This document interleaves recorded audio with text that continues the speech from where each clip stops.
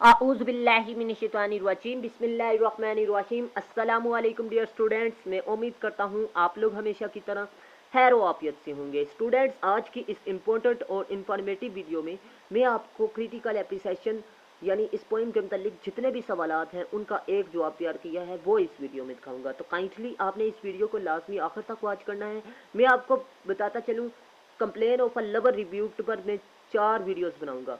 एक कंटेक्स्ट पर और समरी पर, दूसरी वीडियो समरी और ट्रांसलेशन और टर्म्स पर, तीसरी वीडियो मैं इंशाल्लाह कोटेशंस पर और समरी पर बनाऊंगा, और चौथी वीडियो इंशाल्लाह मैं इस पॉइंट में क्रिटिकल एप्रिसिएशन और मल्टी आंसर पर बनाऊंगा। तो काइंडली आपने इस आंसर को लाजमी अच्छे तरीके से तैयार करना है, और अगर आप मेरे चैनल पर न्यू हैं तो काइंडली मेरे चैनल को लाजमी सब्सक्राइब कर लीजिएगा और साथ बेल आइकन के बटन पे जाके ऑल पे लाजमी प्रेस कीजिएगा, ताकि इस तरह की इन्फॉर्मेटिव वीडियो का नोटिफिकेशन आपको मिल सके।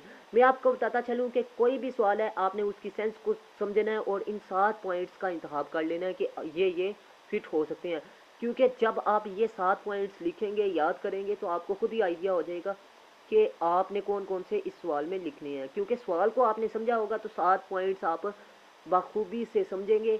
अगर ये वीडियो मुकम्मल देखेंगे तो आपको अच्छे तरीके से कोई भी सवाल आप अटैम्प्ट कर सकते हैं। ठीक है, तो काइंडली आपने इस वीडियो को लाजमी आखिर तक वॉच करना है। सबसे पहले मैं आपको बताता चलूँ कि क्रिटिकल एप्रिसिएशन में 7 पॉइंट्स लिखते हैं।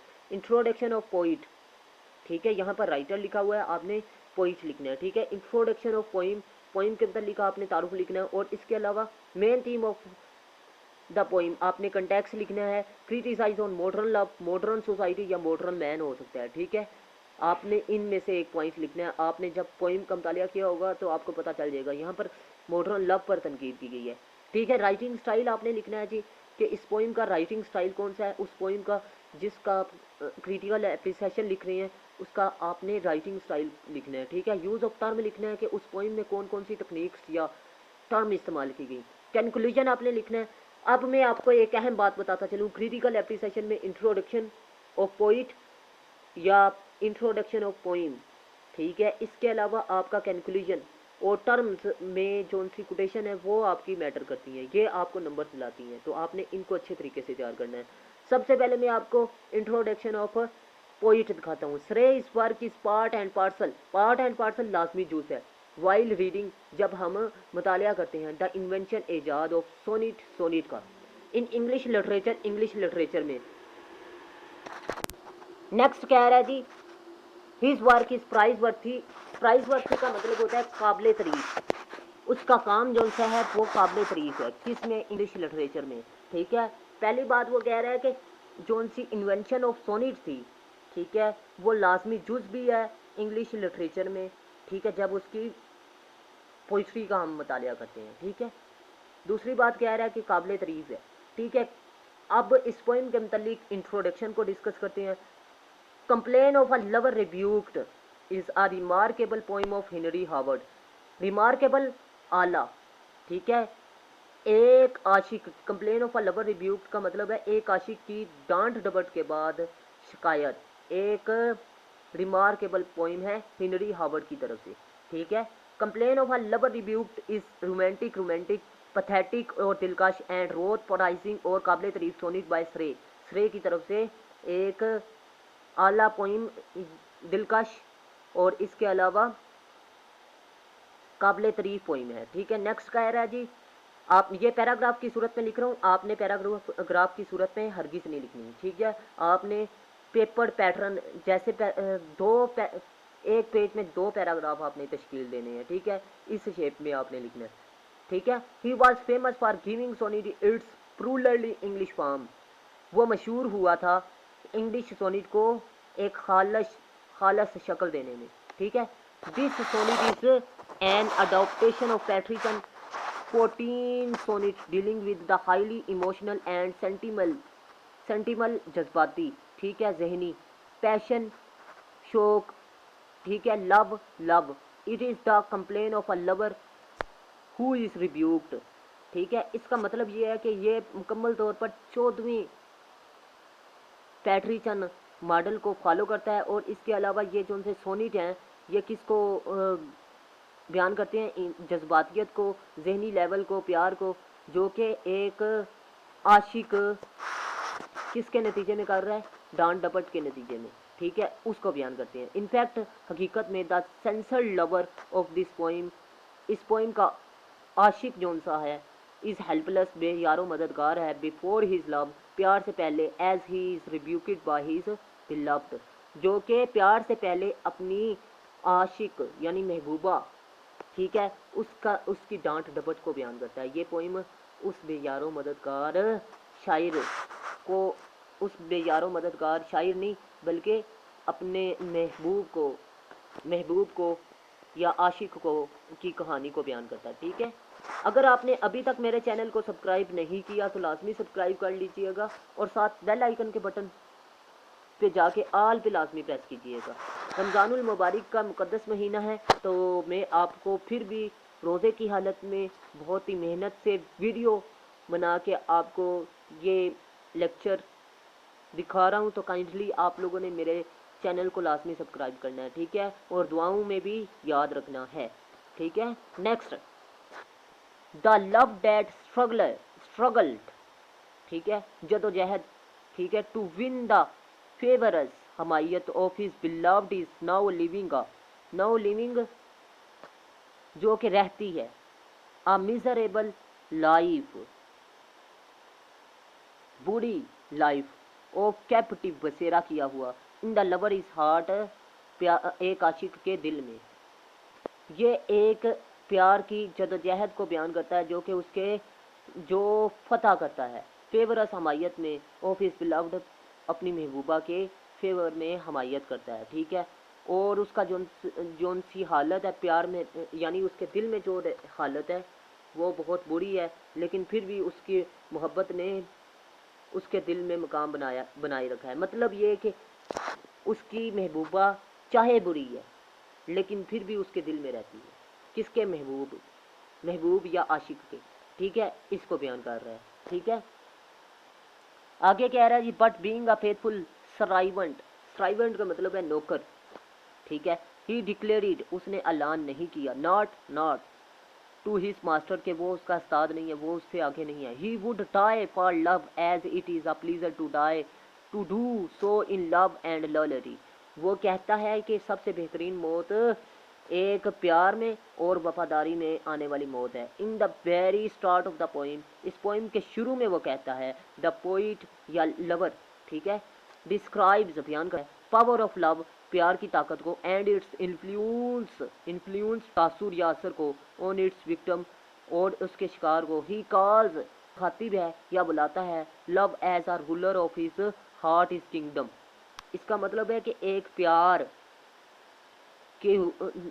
प्यार को बुलाता है, यानी अपनी महबूबा को बुलाता है जो कि उसके दिल में बादशाह बनी हुई है या दिल में जगह बनाई हुई है, ठीक है। So he is unable to डिसओबाय, यानी ओबाय हिज रूलर, वो उसकी नाफरमानी नहीं कर सकता, ठीक है, उसके हुक्म की नाफरमानी नहीं कर सकता। Love who is seated at the throne of his heart live, मतलब ये कि उसके जो कि उसके दिल में जगह बनाई हुई है वो मोहब्बत है, ठीक है, जिसने उसके दिल में जगह बनाई हुई है। Thus it is controlling the holding trinity of the mind and heart, और बस उसके जो से जज्बात हैं, ठीक है, वो काबू में रखे हुए हैं उसके दिलो दिमाग को, मतलब उसके प्यार के जज्बात ने उसके दिलो दिमाग को काबू में रखा हुआ है। मोर एवर, लेकिन फिर भी या इसके अलावा, बीइंग द सुप्रीम रूलर, एक ताकतवर हुक्मरान की तरह, लव मॉक्स इट हिज फेलियर, नाकाम, शोविंग, जाहिर करना, हिज विक्टोरियस कहते हैं फतह का बैनर, झंडा, ठीक है। हाउ एवर, लेकिन इट इज़ आयरोनिक का मतलब है तंजन, डैट द पर्सन, एक शख्स का, who taught him to love, जिसने मुझे सिखाया, एंड टू बियर पेन, दर्द को बर्दाश्त करना, इन इट, उसके प्यार में, has no left him at the time of crisis, और वो नहीं छोड़ेगा किस वक्त में, मुश्किल वक्त में, ठीक है। ये किसने सिखाया? उसकी महबूबा ने, ठीक है। द बिलव्ड हैज़ प्रूव्ड, और उसकी महबूबा ने साबित किया, शेम फेसिड मशकू, शर्मसारी, ठीक है, आप कह सकते हैं and obtained info as not bouther even now about the poor lover। ठीक है, अब इसका मतलब ये है कि उसकी महबूबा जौन सी है उसने शर्मसारी और इसके अलावा ऑब्स्टेनेट, ऑब्स्टेनेट का मतलब है जी जिद्दी, एनफो काफ़ी, as not bother even even now about the poor lover, एक बूढ़े आशिक की तरह। ठीक है, ये मायनी मैं बता रहा हूँ, आपने लफ्जी तर्जमा खुद कर लेना है। ठीक है, क्योंकि इतना टाइम नहीं है, आधे घंटे की आगे बन चुकी है, 1 घंटे की पहुँच जाएगी जब लाइन का तर्जमा करूँगा। ठीक है, तो क्रिटिकल एप्रीसिएशन थोड़ा लेंथी है, आपने लाजमी तैयार करना है। Now the love after being defeated, शिकस्त के बाद, हैज़ कैंसलेड, और उसने कैंसिल कर दिया, नज़रअंदाज कर दिया, it self in the heart of lover because the beloved has changed her smiling grace and beauty into anger. अब यहाँ पर कह रहा है, आपने इसकी पोइम पढ़ी कि वो कह रहा है यहाँ पर, इसका मतलब ये है कि जब वो प्यार करती थी तो वो मुस्कुराती थी, खुश होती थी, लेकिन जब वो शायर से नफरत करना शुरू होगी तो उसकी जो सी मोहब्बत थी, खुशी थी, वो किस में तब्दील होगी, गुस्से में।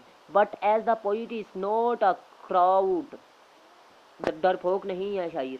ठीक है, so he is not going to change the his standpoint and is ready to die for his love. Love is not master and he is not ready to.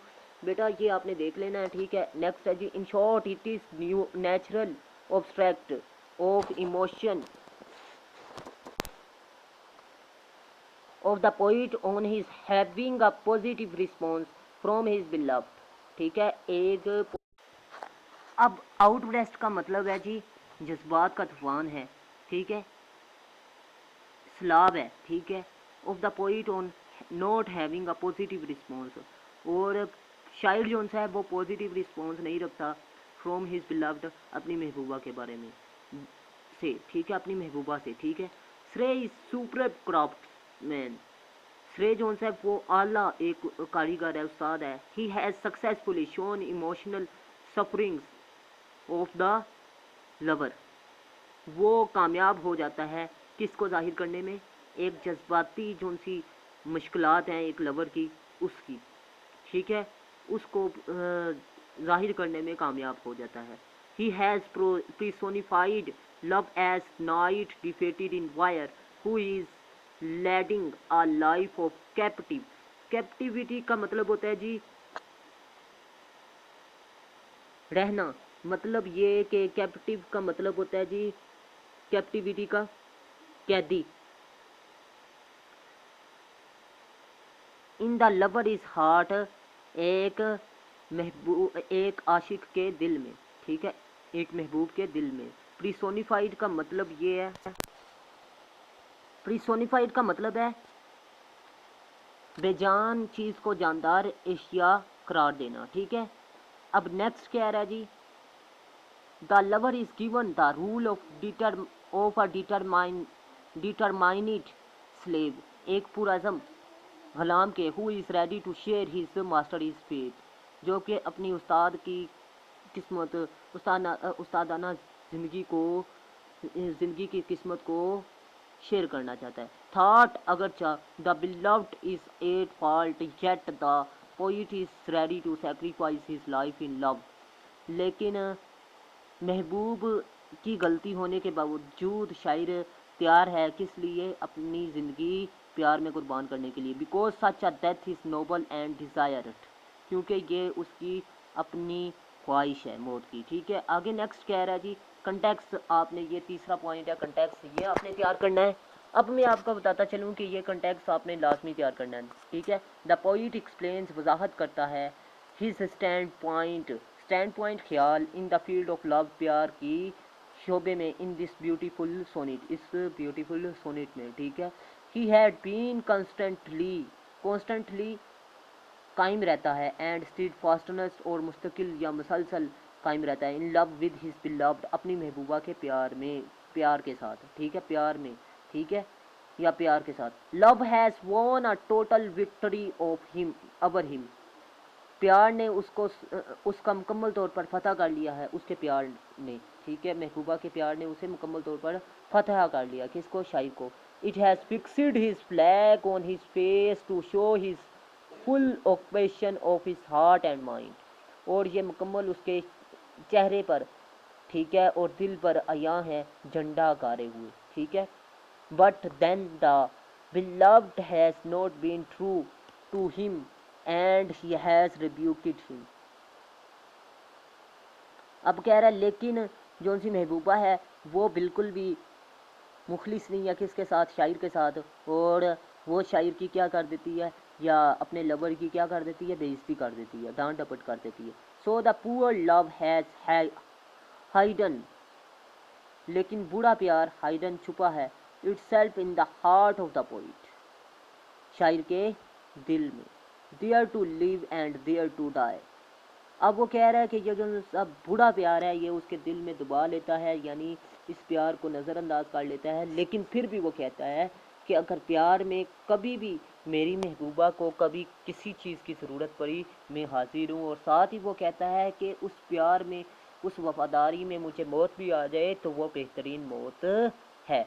ये है जी इस पोइम का कंटेक्स्ट, ये आपने अच्छे तरीके से तैयार करना है। मैं आपको बताता चलूँ ये कंटेक्स्ट आप एक्सप्लेनेशन में भी लिख सकते हैं, तशरीह में भी लिख सकते हैं, और सवाल के अंदर भी लिख सकते हैं, जौन सा मर्जी सवाल आ जाए आप ये इस पोइम के मतलब, शर्त ये है कि इस पोइम के मतलब हो, ये ना हो कि सवाल वो पूछ रहे पैराडाइज लॉस्ट के मतलब आप ये लिख रहे हैं, तो ये बात गलत है, ठीक है। आपने रेलिवेंट पोइम के में ये कंटेक्स्ट लिख सकते हैं, बहुत अच्छे तरीके से ये फिट होगा, ठीक है। आगे चौथा पॉइंट है, श्रेय writes about only the negative side of love, ठीक है। श्रेय किसके बारे में लिखता है, नेगेटिव साइड ऑफ लव के बारे में, ठीक है, मतलब बेवफाई की तरफ बयान करता है, ठीक है। यहाँ पर आप डिसलोयल्टी पर लिख सकते हैं, ठीक है, डिसलोयल्टी ऑफ लव, ये भी आप लिख सकते हैं। इन दिस पोइम, इस नज़म में द पोइट रिपेंट्स, अफसोस करता है, upon the life of love, प्यार की जो सी ज़िंदगी है उस पर अफसोस करता है। So we can say that he has studied the evils of modern love very closely, इसीलिए हम कह सकते हैं कि उसने प्यार की जो सी मॉडर्न बुराइयाँ उनका पागौर मतालिया किया है, ठीक है। So we can say that he is great philosopher and great lover of love, इसीलिए हम कह सकते हैं कि वो एक ग्रेट फिलोसफर भी है और ग्रेट लवर ऑफ लव भी है, प्यार का बहुत बड़ा आशिक भी है। क्यों, क्योंकि फिलोसफर उसे कहते हैं जो गौर व फिक्र करता है, और गौर व फिक्र किसने किया, शायर ने, तो इसलिए हम इसे क्या कहेंगे, फिलोसफर। और लवर क्यों कहते हैं, लवर ऑफ लव इसलिए कहेंगे क्योंकि ये वो प्यार का बहुत बड़ा आशिक भी है, उसने खुद प्यार किया, लेकिन अब वो किस पर तनकीद कर रहा है, अपनी महबूबा पर, ठीक है। तो इसीलिए हम कह सकते हैं कि वो बहुत बड़ा आशिक है प्यार का, ठीक है। मैं उम्मीद करता हूँ आपको ये पैराग्राफ अच्छी तरीके से समझ में आ चुका होगा। अगर आपको कोई कन्फ्यूज़न है, ठीक है, तो आप मेरे से पूछ सकते हैं कमेंट सेक्शन पर भी और मेरे व्हाट्सअप नंबर पर भी, ठीक है। नेक्स्ट बात करते हैं राइटिंग स्टाइल की, श्रेय की जो सी राइटिंग स्टाइल है, ठीक है, वो भी डिस्कस करेंगे इस पॉइंट में। श्रेय uses difficult language in his poem, अपनी नज़मों में श्रेय कौन सी ज़बान इस्तेमाल करता है, मुश्किल, ठीक है। मुश्किल, आप कोई भी जुमला उठा लें इस नज़म का, वो आप फॉर एग्जांपल में लिख सकते हैं, ठीक है। For example we can see in his sonnet, ठीक है, आपने आके जुमला लिख देना है, ठीक है।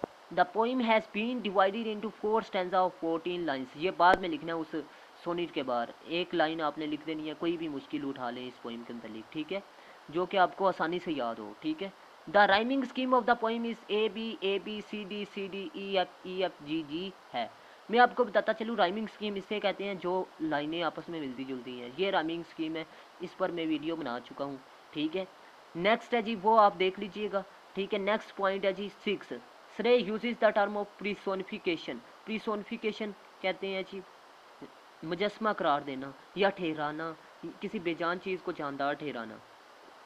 For example we can see in his poem, इसकी नज़म में देख सकते हैं, stanza number 1, love that doth reign and live with my thought, doth का मतलब है जी बसेरा किया हुआ है, राइन हुक्मरानी, थाट मेरी सोच पर, ठीक है। वो प्यार जिसने वो मोहब्बत जिसने मेरे जज्बात पर, ठीक है, मेरी सोच पर कब्ज़ा किया हुआ है, and built his seat with my captive breast. Captive का मतलब है कैदी, ब्रेस्ट सीने में, मतलब ये कि वो जिसने जगह बना ली, and within my captive breast, मेरे सीने में कैदी की तरह। Clad in the arms within me he fought. Clad का मतलब मलबूस है, ठीक है, आर्म्स बाजुओं में, ठीक है, जो कि जंग लड़ते हुए। Oft in my face and he doth his banner rest, ठीक है, और उसके चेहरे पर अयां है, अक्सर उसके चेहरे पर वो बैनर जाहिर होते हैं, ठीक है। ये है जी प्रीसोनिफिकेशन, ठीक है। अब नेक्स्ट बात करते हैं जी, he uses the term of internal rhyme in his poem. उसने इंटरनल राइम को इस्तेमाल किया। For example we can see in this poem, ठीक है, कि लाइन के अंदर इंटरनल राइम ऐसी लाइन को कहते हैं एक लाइन में सेम अल्फाज आपस में मिलते जुलते हों, ठीक है। मसलन लिव विदन लाइन नंबर 1 में, बुल्ड हिज ये लाइन नंबर 2 में है, इन विद ये अल्फाज आपस में मिलते जुलते हैं थोड़े, तो इसलिए इंटरनल राइम कहते हैं। नेक्स्ट है जी, he uses the term of enjambment in this point. For example enjambment ऐसी तकनीक को कहते हैं या टर्म को कहते हैं जिसमें एक लाइन आप पढ़ें तो आपको कोई चीज़ समझ में ना आए, आपको एक चीज़ को समझने के लिए दूसरी लाइन का मुताला करना पड़े।